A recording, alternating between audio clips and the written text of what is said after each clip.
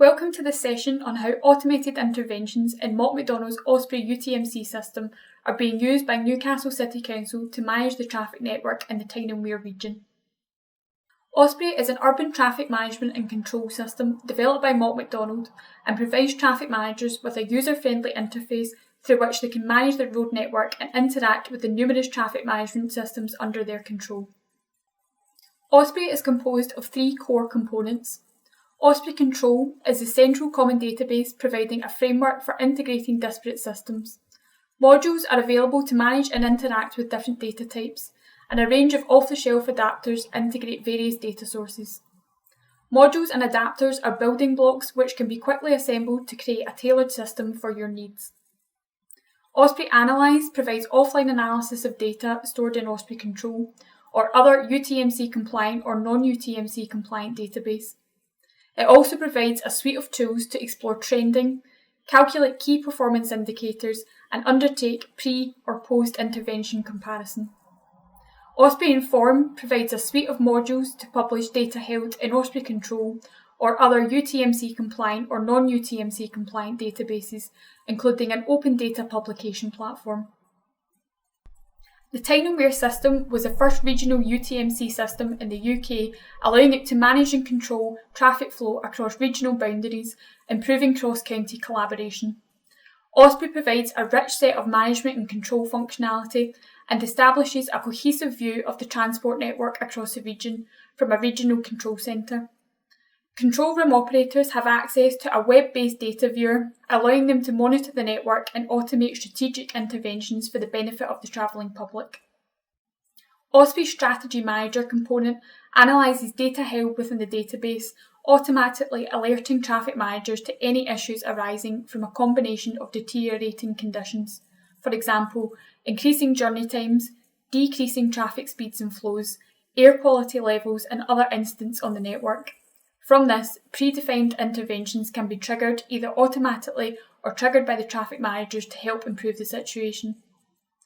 Traffic data collected by Osprey is circulated in several ways. A dedicated public access traffic and travel information website, www.transportnortheast.com, provides access to data contained in the UTMC database. This allows the public to make informed journey choices and provides information on upcoming major works in the region.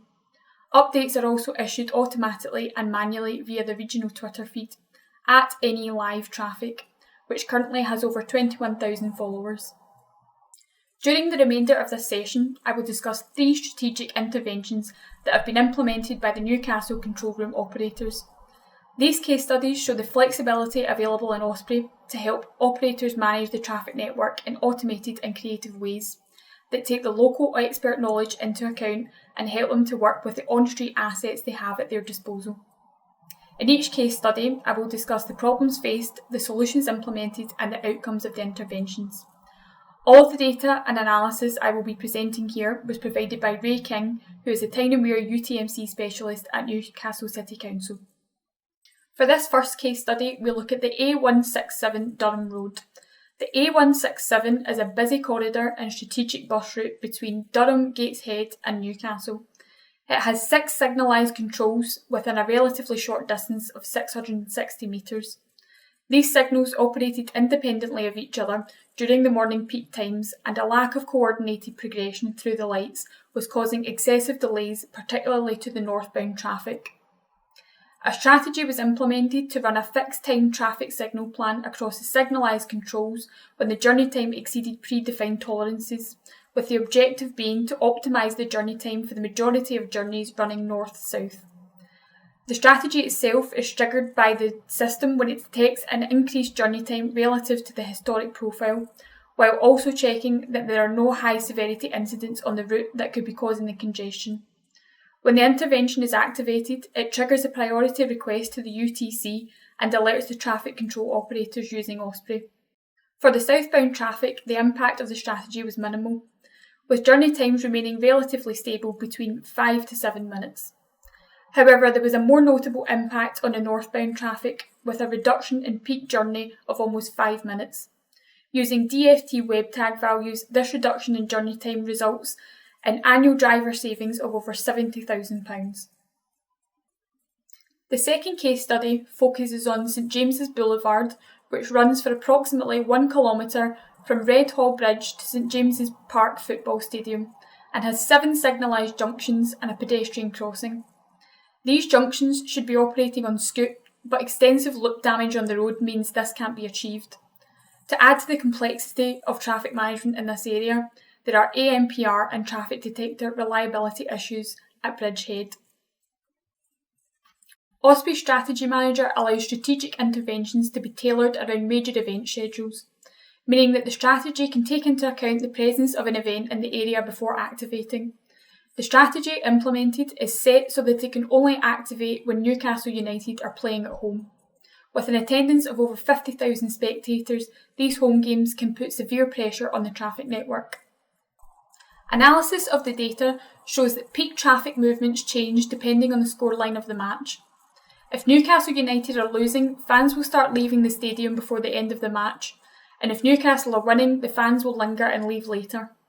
Rather than the strategy reacting to the predicted time of the final whistle, it has been configured to react as soon as travel times increase above selected trigger levels, so that early leavers are not unnecessarily delayed, and in the event of a 3-0 home victory, general traffic is not disrupted until the jubilant fans actually leave the stadium. The final case study looks at the Metro Centre, which is the region's main shopping centre. With multiple car park areas surrounding the shopping centre, the car park facilities were a focus for visitor satisfaction, particularly on very busy days. Prior to interventions being in place, customer satisfaction regarding the parking facilities at the centre varied depending on the footfall on any given day. During busy shopping periods, payday weekends, poor weather, or school holidays, for example, the Metro Centre would expect around 150 complaints about car park exit directly to the control room, coupled with a significant amount of visitors venting their frustrations via social media. The scoot-based strategy implemented to improve the egress from the centre's car parks assesses if congestion is being detected on the exit routes, and if so, implements 2 coordinated signal priority requests via the UTC and emails the Metro Centre control room to alert the managers that the strategy is in force. The improvements made by the intervention were demonstrated during the Christmas period, where on days with over 100,000 visitors to the Metro Centre, the control room received 0 complaints. During this period of monitoring, there were a number of significant traffic schemes impacting the road network within the area, but despite this, the control room team were able to make a positive impact on the key measurements used to monitor the road network. The automated interventions play a key role in achieving these measurable benefits on the road network. These results not only benefit the users of the road network, but also represents a significant reduction in carbon generated by those journeys. This slide shows a summary of actions made using Osprey during this period, both automatically by the system and made directly by the control room staff. Implementing automatic strategy interventions across the managed network requires detailed knowledge and awareness of the operational objectives for the region, as well as the time to configure the strategies and test them. However, once this investment is made, Osprey Strategy Manager becomes a control room staff multiplier, enabling a higher number of interventions to be applied and in a timelier manner than is possible using just human intervention. This in turn frees up the control room staff to deal with and focus on non-routine interventions that occur across the network. I'd like to close this session by again thanking Ray King and Newcastle City Council for the data and analysis presented in this talk. These links provide visibility and access to the data from the Tyne and Wear Osprey system.